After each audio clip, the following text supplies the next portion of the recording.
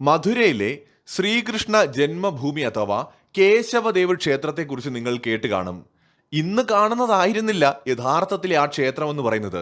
ശ്രീകൃഷ്ണ ജന്മഭൂമിയായിട്ടുള്ള അവിടെ ഒരു മഹത്തായ ക്ഷേത്രം ഉണ്ടായിരുന്നു എന്നതിനെക്കുറിച്ചുള്ള വിവരങ്ങൾ 2000 വർഷങ്ങൾക്ക് മുമ്പുള്ള ചരിത്ര രേഖകളിൽ പോലുമുണ്ട്.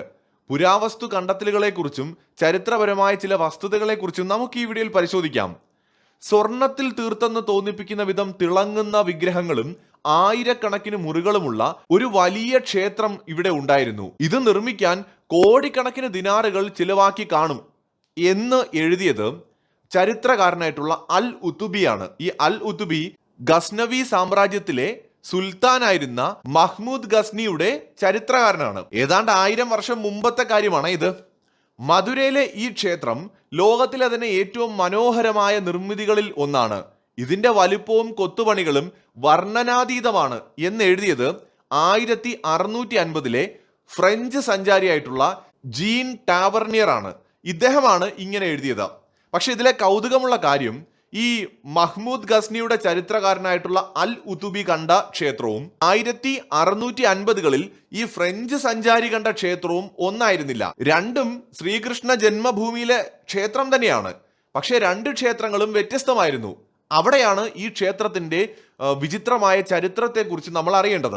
വിശ്വാസമനുസരിച്ച് ഈ ഒരു ശ്രീകൃഷ്ണ ജന്മഭൂമിയിലെ ക്ഷേത്രം പണിതത് ശ്രീകൃഷ്ണന്റെ ഗ്രേറ്റ് ഗ്രാൻഡ് സൺ ആയിട്ടുള്ള വജ്രനാഭനാണ്. അദ്ദേഹമാണ് ഇവിടെ ഒരു ക്ഷേത്രം നിർമ്മിച്ചു എന്നാണ് വിശ്വാസം. ഇതിന്റെ രണ്ടാം ഘട്ടം മൗര്യ കാലഘട്ടത്തിൽ പൂർത്തിയായി എന്നും വിശ്വസിക്കപ്പെടുന്നുണ്ട്. BC 3-ാം നൂറ്റാണ്ടിൽ ചന്ദ്രഗുപ്ത മൗര്യന്റെ കാലത്ത് ഇവിടെ വലിയ ആരാധനാലയം നിലനിന്നിരുന്നു എന്നു മാത്രമല്ല, ഗുപ്ത കാലഘട്ടത്തിൽ AD 5-ാം നൂറ്റാണ്ടില് ചന്ദ്രഗുപ്ത വിക്രമാദിത്യന്റെ കാലത്തും അതിമനോഹരമായ ഒരു ക്ഷേത്രം ഇവിടെ നിലനിന്നിരുന്നു എന്ന് ചരിത്രരേഖകൾ പറയുന്നുണ്ട്. എന്നാൽ ഈ ക്ഷേത്രം ആദ്യമായിട്ട് തകർക്കപ്പെട്ടതായി നമുക്ക് അറിയാൻ കഴിയുന്നത് 1017 അതായത് ഏതാണ്ട് ഒരു 1000 വർഷം മുമ്പ് നമ്മൾ നേരത്തെ സംസാരിച്ച മഹ്മൂദ് ഗസ്നി ഈ ക്ഷേത്രം കൊള്ളയടിക്കുകയാണ്. അദ്ദേഹം ഈ ക്ഷേത്രം കൊള്ളയടിക്കുകയും അതിനുശേഷം തീയിട്ട് നശിപ്പിക്കുകയും ചെയ്യാണ്. അപ്പം മഹ്മൂദ് ഗസ്നിയുടെ ചരിത്രകാരൻ കണ്ട ക്ഷേത്രം ഒരുപക്ഷെ അതായിരിക്കാം യഥാർത്ഥത്തിൽ ഉണ്ടായിരുന്ന ഈ ഒരു ശ്രീകൃഷ്ണ ജന്മഭൂമിയിലെ ക്ഷേത്രം എന്ന് പറയുന്നത്. അപ്പൊ അത് കൊള്ളയടിക്കപ്പെടുകയും തകർക്കപ്പെടുകയും ചെയ്യുന്നത് 1000 വർഷം മുമ്പാണ്. ഗസ്നിയുടെ ആക്രമണത്തിന് ശേഷം രാജാ ദ്രുപദ് ദേവ് 1150 ഈ ഒരു ക്ഷേത്രത്തെ പുനർനിർമ്മിക്കുകയാണ്. ജാജ എന്നോ മറ്റോ പേരുള്ള ഒരു ഭക്തന്റെ സഹായത്തോടെയാണ് രാജാ ദ്രുപദ് ദേവ് ക്ഷേത്രം പുനർനിർമ്മിക്കുന്നത്. എന്നാൽ പിന്നീട് ഈ ക്ഷേത്രം സിക്കന്ദർ ലോധി തകർക്കുകയാണ്. ആരാണ് സിക്കന്ദർ ലോധി? 1489-നും 1517-നും ഇടയിൽ ഡൽഹിയിലെ സുൽത്താനായിരുന്നു സിക്കന്ദർ ലോധി. ലോധി രാജവംശത്തിലെ രണ്ടാമനായിരുന്നു ഇദ്ദേഹമാണ് വീണ്ടും ഈ ക്ഷേത്രം കൊള്ളയടിക്കുകയും തകർക്കുകയും ചെയ്യുന്നത്. പിന്നീട് 1610 രാജാ വീർ സിംഗ് ദേവ് ഏകദേശം 33 ലക്ഷം രൂപ ചെലവഴിച്ച് ഒരു പടുകൂറ്റൻ കേശവദേവ ക്ഷേത്രം നിർമ്മിക്കുകയാണ്. അപ്പോൾ 1650 വന്ന ഫ്രഞ്ച് സഞ്ചാരിയായിട്ടുള്ള ആള് കണ്ടത് രാജാ വീർ സിംഗ് ദേവ് നിർമ്മിച്ച കേശവദേവ് ക്ഷേത്രമാണ്. ആലോചിച്ച് നോക്കണം, ഒരു ക്ഷേത്രം എത്ര തവണ തകർക്കപ്പെട്ടു എന്ന്.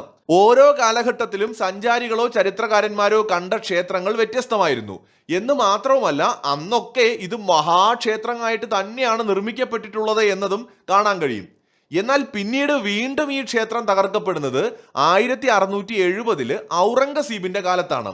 ഈ മുഗൾ രാജാക്കന്മാരെല്ലാവരും അസഹിഷ്ണുതയുള്ള ആൾക്കാരായിരുന്നില്ല. മതസൗഹാർദ്ദത്തോടെ കഴിഞ്ഞിരുന്ന മുഗൾ രാജാക്കന്മാരുണ്ടായിരുന്നു. അവർക്കൊരു അപമാനമായിരുന്നു പലപ്പോഴും ഔറംഗസീബ്. ഇദ്ദേഹത്തിന്റെ കാലഘട്ടത്തിൽ ഒരുപക്ഷെ കൊള്ളയടിക്കാനോ മറ്റു പല കാരണങ്ങൾ കൊണ്ടോ നിരവധി ക്ഷേത്രങ്ങൾ തകർക്കാനായിട്ട് ഇദ്ദേഹം ശ്രമിച്ചിട്ടുണ്ട്. അത്തരത്തിൽ ഇദ്ദേഹം തകർത്ത ക്ഷേത്രങ്ങളിൽ ഒന്നാണ് ഈ കേശവദേവ് ക്ഷേത്രം. 1670 അത് സംഭവിക്കുന്നത്.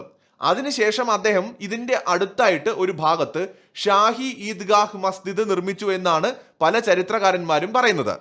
പിന്നീട് വീണ്ടും ഈ കേശവദേവ് ക്ഷേത്രം നിർമ്മിക്കപ്പെടുന്നത് പണ്ഡിറ്റ് മദൻ മോഹൻ മാളവിയയുടെ നേതൃത്വത്തിലെ സ്വാതന്ത്ര്യാനന്തരമാണ്. ക്ഷേത്ര പുനരുദ്ധാരണ പ്രവർത്തനങ്ങൾ ആരംഭിക്കുകയും 1951 ശ്രീകൃഷ്ണ ജന്മഭൂമി ട്രസ്റ്റ് രൂപീകരിക്കുകയും 1982 നിലവിലുള്ള പുതിയ കേശവദേവ ക്ഷേത്രത്തിന്റെ നിർമ്മാണം പൂർത്തിയാക്കുകയും ചെയ്യുന്നു. ഇത് പുരാതന ശൈലിയും ആധുനിക സൗകര്യങ്ങളും ഒത്തുചേർന്ന ഒന്നാണ്. ഈ മധുരയിലെ കേശവദേവ ക്ഷേത്രം എന്ന് പറയുന്നത് കേവലം ഒരു ആരാധനാലയം മാത്രമല്ല, അത് ഇന്ത്യയുടെ അല്ലെങ്കിൽ ഇന്ത്യൻ കൾച്ചറിന്റെ അതിജീവനത്തിന്റെ ഒരു പ്രതീകം കൂടിയാണ്. പുരാവസ്തു തെളിവുകളും സഞ്ചാരികളുടെ കുറിപ്പുകളും ഈ സ്ഥലത്തിന്റെ പുരാതനമായ മഹത്വത്തെ ശരിവയ്ക്കുന്നുണ്ട്. തകർക്കലുകൾക്കും നിർമ്മാണങ്ങൾക്കും ഇടയിലും മധുര ഇന്നും ലോകമെമ്പാടുമുള്ള ദശലക്ഷക്കണക്കിന് തീർത്ഥാടകരെ ആകർഷിക്കുന്ന ഒരു സാംസ്കാരിക കേന്ദ്രമാണ്. ഇപ്പോഴും പല തർക്കങ്ങളും ഈ ക്ഷേത്രവുമായി ബന്ധപ്പെട്ട് നിലനിൽക്കുന്നുണ്ട്. ഈ ഒരു ക്ഷേത്രത്തിന്റെ സ്റ്റോറി എന്ന് പറയുന്നത് ഇന്ത്യയുടെ അതിജീവനത്തിന്റെ സ്റ്റോറിയുമായിട്ട് ബന്ധപ്പെട്ട് തന്നെയാണ്. ഓരോ കാലഘട്ടങ്ങളിലും വിദേശാധിനിവേശങ്ങളോ അല്ലെങ്കിൽ ആഭ്യന്തര സംഘർഷങ്ങളോ യുദ്ധങ്ങളോ കാരണം പലപ്പോഴായി തകർക്കപ്പെടുകയും പുനർനിർമ്മിക്കപ്പെടുകയും ഒക്കെ ചെയ്തിട്ടുള്ള ഒരു ക്ഷേത്രമാണിത്. പക്ഷെ ഇതിലെ ഇൻട്രസ്റ്റിംഗ് കാര്യം എന്താണെന്ന് വെച്ചാൽ, ഇതെല്ലാം സൂചിപ്പിക്കുന്നത് 2000 വർഷം മുമ്പ് അല്ലെങ്കിൽ ഒരു 1000 1500 വർഷം മുമ്പോ നമുക്കൊന്നും ഇമാജിൻ ചെയ്യാൻ കഴിയാത്തത്ര സമൃദ്ധമായ ഒരു കാലഘട്ടം ഇന്ത്യയിൽ ഉണ്ടായിരുന്നു. പ്രത്യേകിച്ച് വാസ്തുവിദ്യയുടെ കാര്യത്തിലും മഹാനിർമ്മിതികളുടെ കാര്യത്തിലും.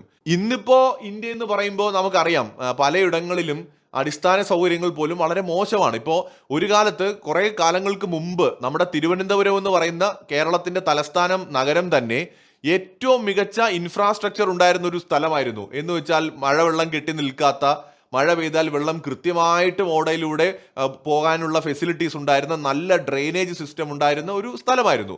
പക്ഷെ പോപ്പുലേഷൻ ആണെന്ന് തോന്നുന്നു ഇന്ത്യയെ വളരെയധികം പ്രതികൂലമായി ബാധിച്ചൊരു കാര്യം. ശരിക്കും പണ്ട് കാലത്ത് വളരെ സിസ്റ്റമാറ്റിക് ആയിട്ടുള്ള ഒരു ഗ്രോത്ത് ആയിരുന്നു ഇന്ത്യയിൽ അല്ലെങ്കിൽ ഇന്ത്യൻ സബ് കോണ്ടിനെന്റിൽ ഒട്ടാകെ ഉണ്ടായിരുന്നത്. ഇപ്പോൾ 5000 വർഷം മുമ്പ് ഉണ്ടായിരുന്ന സിവിലൈസേഷനാണ് ഇൻഡസ് വാലി സിവിലൈസേഷൻ. അവിടുത്തെ പോലും ഡ്രെയിനേജ് സിസ്റ്റം അല്ലെങ്കിൽ നഗരാസൂത്രണം പരിശോധിച്ചു കഴിഞ്ഞാൽ കൃത്യമായിട്ട് വളരെ അടുക്കും ചിട്ടയോടെയാണ് കാണാൻ കഴിയുന്നത്. ഇപ്പൊ നമ്മൾ യൂറോപ്പിലൊക്കെ ഉള്ള ചില നഗരങ്ങളുടെ ആകാശ ദൃശ്യം ഗൂഗിൾ മാപ്പിൽ പോയി നോക്കിയാൽ മതി. ഇപ്പോൾ ബാഴ്സലോണയൊക്കെ പോലെയുള്ള നഗരങ്ങൾ, അവിടെയൊക്കെ നോക്കിക്കഴിഞ്ഞാൽ കെട്ടിടങ്ങൾ പോലും കൃത്യമായിട്ടുള്ള ഒരു പാറ്റേൺ, ഒരു അടുക്കും ചിട്ടയോടും കൂടിയിട്ട് നമുക്ക് കാണാൻ പറ്റും. നല്ല രീതിയിൽ കൃത്യമായിട്ടുള്ള ആസൂത്രണത്തിൽ നിർമ്മിച്ചിരിക്കുന്നവയായിട്ട് കാണാൻ പറ്റും. ഇപ്പൊ പുരാതന നമ്മുടെ ഇന്ത്യയിലെ ഒരു പക്ഷേ പഴയ ക്ഷേത്രങ്ങൾ അല്ലെങ്കിൽ ക്ഷേത്ര നഗരികളൊക്കെ എടുത്ത് നോക്കിക്കഴിഞ്ഞാൽ അവിടെ ആ ഒരു അടുക്കും ചിട്ടയും നമുക്ക് കാണാൻ പറ്റും. കൃത്യമായ കണക്കുകൾ, കെട്ടിടങ്ങൾ തമ്മിലുള്ള അകലം, അല്ലെങ്കിൽ ഇപ്പോൾ അവിടെ ഉണ്ടാവുന്ന ജലാശയങ്ങൾ, കുളങ്ങൾ. ഇപ്പോൾ തമിഴ്നാട്ടിലെ ക്ഷേത്രങ്ങൾ എടുത്ത് നോക്കിയാലും ഈ ഒരു പാറ്റേൺ, ആ ഒരു വൃത്തിയും അടുക്കും ചിട്ടയും ഒക്കെ നമുക്ക് കാണാൻ കഴിയും. അക്കാലത്ത് എല്ലാത്തിനും കണക്കുകൾ ഉണ്ടായിരുന്നു. ആ കണക്കനുസരിച്ചാണ് അവർ നഗരങ്ങൾ പണിതത്, കെട്ടിടങ്ങൾ പണിതത്, എല്ലാം റോഡുകൾ പണിതത്, എല്ലാം അങ്ങനെയായിരുന്നു. പക്ഷെ ഇന്നിപ്പോൾ അങ്ങനെയാണോ എന്ന് ചോദിച്ചാൽ എല്ലാവർക്കും അറിയാം എന്താണ് വസ്തുതയെന്ന്. അപ്പോൾ ഒരു കാലത്ത് അങ്ങനെ അല്ലായിരുന്നു. മഹത്തായ നിർമ്മിതികളൊക്കെ ഉണ്ടായിരുന്നു. അതിൽ തന്നെ ഈ കേശവദേവ ക്ഷേത്രം എന്നൊക്കെ പറയുന്നത് സഞ്ചാരികളെ അമ്പരപ്പിച്ച മഹാനിർമ്മിതികളിൽ ഒന്നാണ്. എന്ന് വെച്ചാൽ ഇപ്പോ ഗസ്നിയുടെ ചരിത്രകാരൻ കണ്ട് അന്തം വിട്ട ആ ക്ഷേത്രമല്ല 650 ഫ്രഞ്ച് സഞ്ചാരി കണ്ട് ഞെട്ടുന്നത്. അപ്പോൾ രണ്ടുപേരെയും അത്ഭുതപ്പെടുത്തി. അപ്പോൾ രണ്ട് കാലഘട്ടത്തിൽ പണിത ക്ഷേത്രങ്ങൾ പോലും അത്തരത്തിൽ അത്ഭുതം നിറയ്ക്കുന്നവയായിരുന്നു. ഇത് വിശ്വാസത്തിനപ്പുറം പുരാതന ഇന്ത്യയിലെ മനുഷ്യരുടെ വാസ്തുവിദ്യയും അല്ലെങ്കിൽ അവരുടെ എഞ്ചിനീയറിംഗ് വൈദഗ്ധ്യം എത്രത്തോളം ഉണ്ട് എന്നതുകൂടിയാണ് സൂചിപ്പിക്കുന്നത്. മറ്റൊരു വീഡിയോയുമായി വീണ്ടും കാണാം.